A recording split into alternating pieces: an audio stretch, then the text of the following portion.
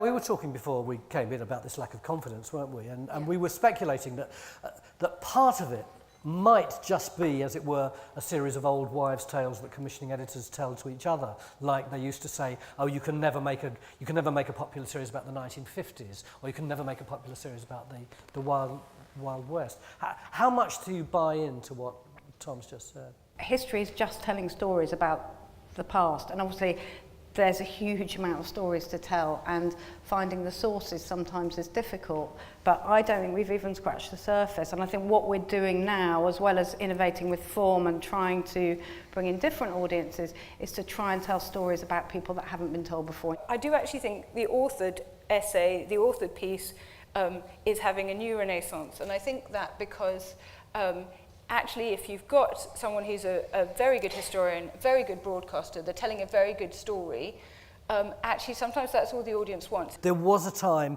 when nobody wanted to do history programmes anymore, which had a lot of amateur reenactors. And then sometimes you have an awful lot of authored stuff, then a lot of presenter-led stuff, and then a lot of stuff which just has VOs. But it doesn't seem to be much logic behind it to me. The range of forms we deliver history content in is probably broader than it's ever been. So yes, it's inevitable that if a particular mode of delivery resonates with an audience and brings a big audience, a commissioner is going to go, shall we go again? What subject shall we use that form with next time? Producers are pushing for those small things which make a difference.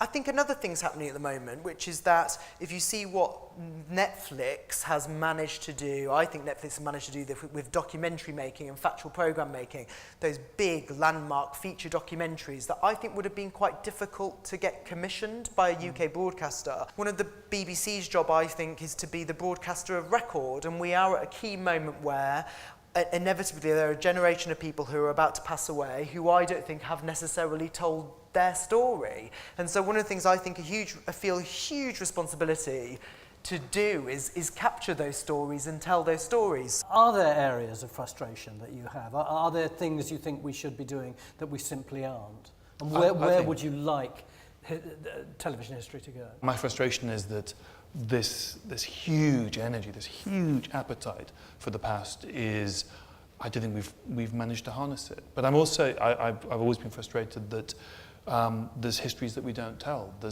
We've spent a lot of time, in my experience, in history telling the same stories over and over again. When I'm talking about black history or things that used to be seen marginally, my argument is not just that it's morally, it's just we are missing out on some absolutely incredible stories. So I'd like to see more. Of course, we're all interested in our heritage, and that's really important. But I think, I worked on the French Wars of Religion or on the Cathars, and I just think people are really interested in those stories, and I think we should have those on telly as well. And I think they could be really excitingly made, and we could be engaging with a whole range of histories around the world that we don't currently do enough of. We're here to tell stories, all of us, and that's the medium that we're working in.